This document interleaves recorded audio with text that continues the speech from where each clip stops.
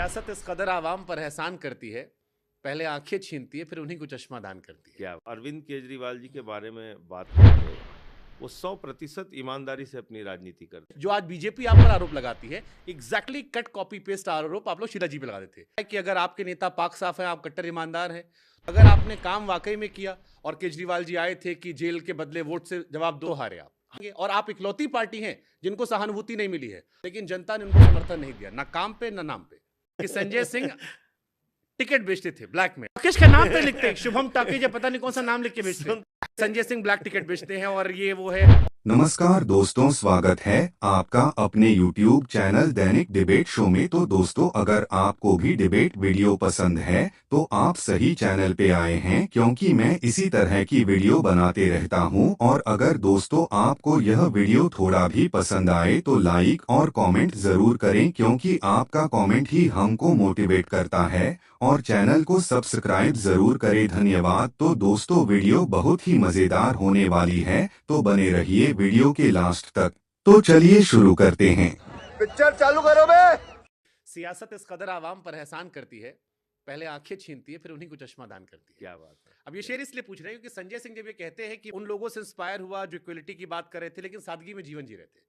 संजय सिंह की शुरुआत भी आम आदमी पार्टी से ऐसे हुई, पूरा देश आपके साथ आया, इंस्पायर्ड हुआ। लेकिन बीते कई सालों के बाद जब ये आरोप लगते हैं कि एक शीश महल बना है जिसमें फलाने इतने लाख रुपए के शीशे लगे हैं, टाइल्स जो है इस देश से आया है, बाथरूम में इतनी फैसिलिटीज है, ये बटन दबाइए वो होता है, तो आपको लगता नहीं कि यार कहां से शुरू किया था, किसको देख के इंस्पायर हुआ था, और अब जो आरोप लग रहे हैं ये तो वही है जिसका हम विरोध करते आए थे। नहीं, बिल्कुल मैं ये कहूंगा कि जब आप पद की जिम्मेदारियों पर जाते हैं, अलग अलग व्यवहारिक दिक्कतें हैं राजनीति की, जिसके कारण आप तो वो सारे संसाधन आपको इकट्ठा करने होते हैं भले लोगों से। एक बड़ा महीन अंतर होता है सर कि ये जरूरी है, एक होता है जरूरत का सामान, एक होता है मजबूरी, एक होता है ऐशो आराम का सामान। नहीं देखिए, तो बड़ा अगर विरोधाभास थोड़ा सा। व्यक्तिगत रूप से आज भी आप अरविंद केजरीवाल जी के बारे में बात करेंगे, वो 100% ईमानदारी से अपनी राजनीति करते हैं। चल झूठा। उनके ऊपर कभी कोई आर्थिक भ्रष्टाचार का आरोप नहीं है। जो आज बीजेपी आप पर आरोप लगाती है, एग्जैक्टली कट कॉपी पेस्ट आरोप आप लोग शीला जी पे लगा देते हैं। ये अटैची है, इसमें बड़े आरोपों की पूरी वो है, जेल जाएंगे, सारे नेताओं को जेल भेजा जाए ना भेजा जाए, अब वही बीजेपी लगाती है। तो प्रॉब्लम ये है कि या तो आप उस टाइम गलत थे या अभी गलत है, मतलब ट्रस्ट वाला इशू जो आ रहा है, विरोधाभास बातों का, ट्रस्ट वाला दोनों इशू टाइम पे अलग अलग है। एक आम ऑडियंस की बात कर रहा हूं मैं, मेरा कोई पॉलिटिकल एजेंडा नहीं है। नहीं, मैं आपको उसका भी जवाब दे देता हूं। एक सरकार के तौर पे, एक राजनीतिक पार्टी के तौर पे आपसे क्या लोग अपेक्षा करते हैं? एक सरकार जो बेहतरीन तरीके से जनता के लिए काम करे में और जनता की अपेक्षाओं को पूरा करने के लिए अनुकरणीय काम किया है। अच्छा, स्कूल के क्षेत्र में, शिक्षा के क्षेत्र में क्रांतिकारी परिवर्तन किया है। गवर्नेंस की अगर आप बात देखेंगे, आंख का अस्पताल थोड़ा और अच्छा करवाना चाहिए। किस बात के लिए? तो मैं नहीं, तो मैं ये कह रहा हूं बड़ा कि लंबा टाइम लग जाता है लोगों को बाहर इलाज कराते कराते। चलिए वो उनसे आप सवाल पूछिए। लेकिन फिर मेरे मन में एक सवाल अब फिर आता है कि इस देश में किसी भी पॉलिटिकल पार्टी के काम करने का पैमाना जो है वो वोटर तय करता है। बाकी नेता तो हर आदमी अपनी तारीफ करता है कि हमसे अच्छा कोई है ये नहीं है। अभी हाल फिलहाल में लोकसभा चुनाव हुए, अब दो चीजें आप पर आरोप आ रहा है। एक आरोप आ रहा है कि अगर आपके नेता पाक साफ है, आप कट्टर ईमानदार हैं, तो जो बात संजय जी टीवी डिबेट्स में समझाते हैं, ये बात जज साहब को कहीं नहीं समझा पाते। क्या कि मनीष जी 1 साल हो गया, 1 साल से ऊपर हो गया, सत्येंद्र जी को बहुत लंबा समय हो गया। और दूसरा सवाल ये आता है कि अगर आपने काम वाकई में किया और केजरीवाल जी आए थे कि जेल के बदले वोट से जवाब दो, 7 की 7 सीट चली गई सर। गजब बेइज्जती है। जबकि आप लोग तो कह रहे थे कि 7 में 7 निकालेंगे, और आप इकलौती पार्टी हैं जिनको सहानुभूति नहीं मिली है। अमृतपाल पंजाब में सहानुभूति पर जीत गया, इंजीनियर राशिद जेल में रहकर, गंभीर गंभीर आरोप है, जेल में जीत गया। वाईएसआर को हराकर चंद्रबाबू जी आ गए, जेल गए थे। आम आदमी party is the only political party जिसके मेन नेता और सारे टॉप नेता जेल में है, लेकिन जनता ने उनको समर्थन नहीं दिया, ना काम पे ना नाम पे। 7 सीट 7 हारे आप, जबकि आपका गठबंधन भी था। आमतौर पर यह माना था कि भाई कांग्रेस का वोट डिवाइड हो जाएगा। ये हमारे लिए गंभीर चिंता का विषय और इसकी हम समीक्षा करेंगे ईमानदारी से। हम इस बात को डिसअपॉइंट थे आप? निश्चित रूप से निराशा हुई, इसमें कोई तो छिपाने फिर वाली बात नहीं आपकी है। पॉलिटिकल पार्टी के एक बड़े मंत्री हैं सौरभ जी, हमने देखा कि वो दीवार पे केजरीवाल जी की तस्वीर लगी थी, पोस्टर, उसको लड्डू खिला रहे थे। कब? जिस दिन इलेक्शन का रिजल्ट निकला है, 7 हारने के बाद लड्डू खिला रहे थे। पूरे देश के परिणाम को लेके होगा, क्योंकि उसकी जरूर हमें खुशी है। जो पूरे देश का परिणाम आया, उससे जो 400 पार का नारा दिया जा रहा था प्रधानमंत्री जी के द्वारा, 160 सीटें उनकी कम हुई, 240 आई। मतलब अपना घर 303 नहीं नहीं, अपना घर जलने का गम नहीं है। देश का घर है, देश एक बड़ा घर है, देश एक बड़ा घर है, और उस बड़े घर में जो सियासत पिछले 10 साल से चल रही थी, नफरत का जहर घोलने की सियासत, हिंदू मुसलमान को बांटने की सियासत, पहले मुसलमान को गाली दो, फिर सिखों को गाली दो, फिर ईसाइयों को गाली दो, फिर जाटों को गाली दो, फिर मराठों को गाली दो। ये क्या बात करता है यार, साले का खोपड़ी तोड़ साले का। आम आदमी पार्टी किसकी सगी है? आम आदमी पार्टी सबकी सगी है। हम किससे बैर रखते हैं बताइए आप? एक मैं सवाल पूछता हूं आपसे, जब मैं टीवी पर एक्टिव था तो एक स्टेटमेंट मुझे आता है जिसमें कहा गया कि मेरी नानी ने मुझसे कहा था कि ऐसे जहां पर मंदिर नहीं होना चाहिए, मेरा राम ऐसी जगह पर नहीं बस सकता है। उसके बाद फिर जब दिल्ली का दंगल मैं कर रहा था एक चैनल पे, और मैं आपके इलेक्शन चल रहे थे एमसीडी के, तो मैं कई आपके विधायकों से मिला, तो उन्होंने कहा यार पहले हमारे यहाँ थिंक टैंकर अलग लोग थे, फिर हमने समझाया कि हम घर में कन्विंस नहीं कर पा रहे, अब थॉट प्रोसेस चेंज हो गया। मैं नाम नहीं लूंगा क्योंकि कई सारे लोगों से था। नानी ने कहा उस ऐसी अयोध्या में मेरा राम नहीं बस सकता, ऐसी जगह पर, वहां से अयोध्या के लिए ट्रेन आम आदमी पार्टी ने चला दी, सबसे कट्टर हिंदू आप बन गए। तो हिंदू मुसलमान की पॉलिटिक्स तो आप भी कर रहे हो, आपने भी अपना स्टैंड चेंज कर दिया। एक चीज बताइए, अयोध्या दर्शन करना जाना और अयोध्या के नाम पे नफरत फैलाना, इन दोनों चीज में आपको फर्क है, नहीं जमीन दिखता? आसमान का फर्क है। जमीन आसमान का फर्क है। तो हम अयोध्या दर्शन करने को बिल्कुल बुरा नहीं मानते, अच्छा मानते हैं। बट जाइए आप मंदिर दर्शन बनने का करिए। तो विरोध था ना सर। राम नहीं, बिल्कुल, अगर कानून के आधार पे, कानून के फैसले के आधार पे एक मंदिर वहां पे बना, हमने उसका स्वागत किया। तो वो और स्टेटमेंट, आप हमारी ही बात वो क्यों जो कर रहे हैं? स्टेटमेंट पहले था कि ऐसी जगह मेरा राम नहीं बच सकता, नहीं नहीं, देखिए ऐसा है कि आप कोई एक विषय को उठा के ये धारणा बना लें कि हम कोई भगवान श्री राम के विरोधी थे या उनके मंदिर के विरोधी थे, वो शायद ठीक नहीं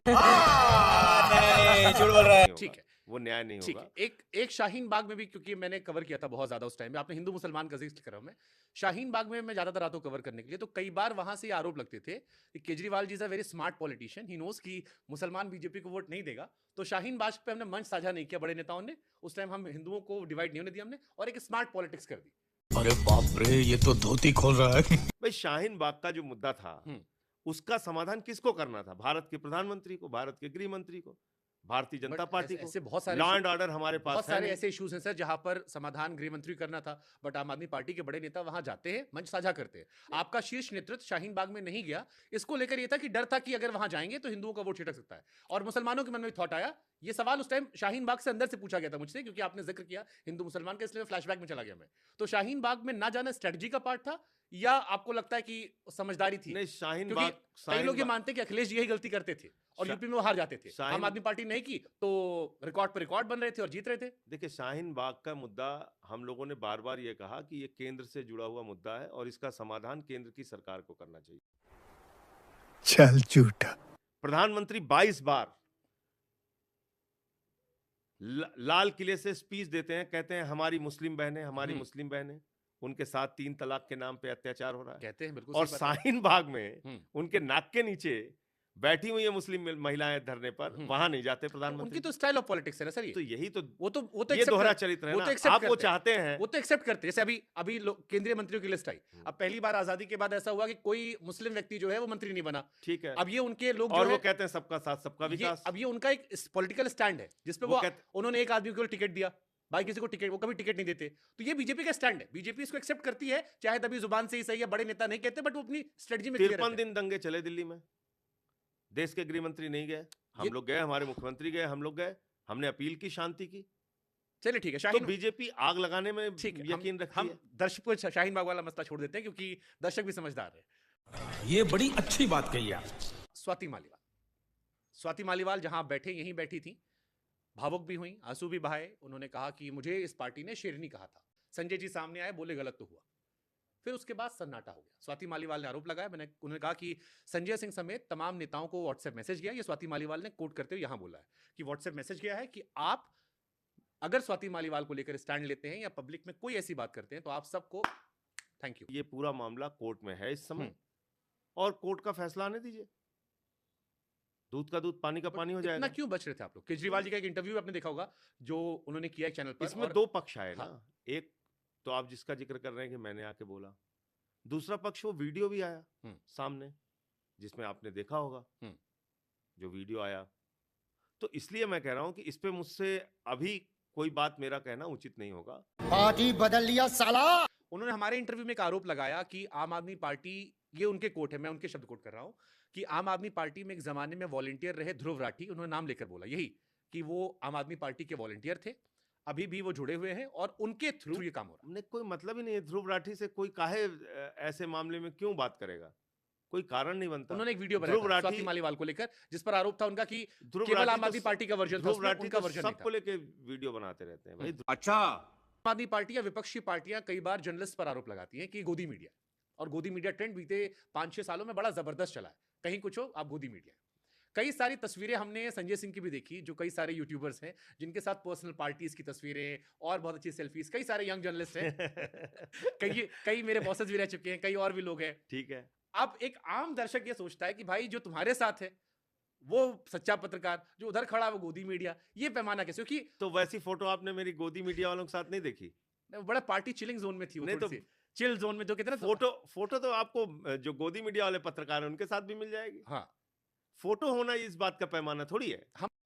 अच्छा, कि संजय सिंह टिकट बेचते थे ब्लैक में, और ये सब बहुत सारी बातें आती है। अब ये पर्सनल आरोप भी है, जैसे अलग अलग नेताओं को लेकर लगता है, अखिलेश जी को लेकर टोटी वाला आता है, किसी को लेकर कोई आरोप लगता है। ये क्या कहानी, कहां से ये उठा, पहली बार कहां पे कान में आया कि ये संजय सिंह ब्लैक टिकट बेचते हैं और ये वो है, और सुल्तानपुर जाएंगे बड़ा पैसा छापे हैं। मेरा पूरा जीवन का रिकॉर्ड उठाकर देख लीजिए। अरे ससुरे, सुन टॉकीज के नाम पे लिखते हैं, शुभम टॉकीज, या पता नहीं कौन सा नाम लिख के बेचते हैं।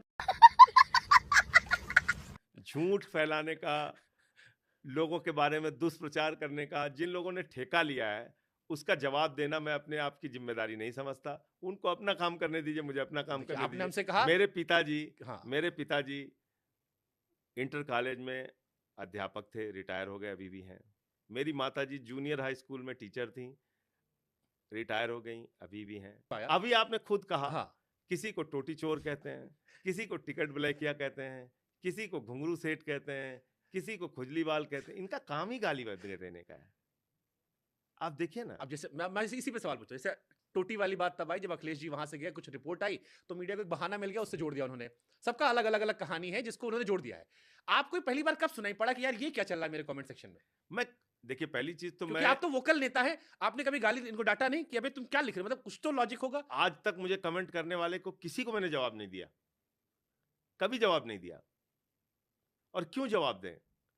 आप इसकी बात करते हैं, आप मेरा फोन एक दिन रखिए। मैंने कई बार बीजेपी के प्रवक्ताओं को भी आपको लेकर टीवी पर, नेशनल टीवी पर ये सब बातें छेड़ते हुए देखा है। करने दीजिए।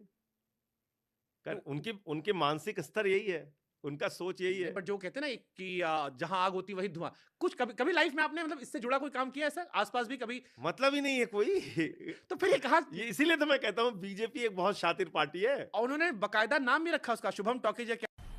मजा आया, और मैं ये जो मजा है हिंदुस्तान के हर व्यक्ति को देना चाहता हूं। तो वीडियो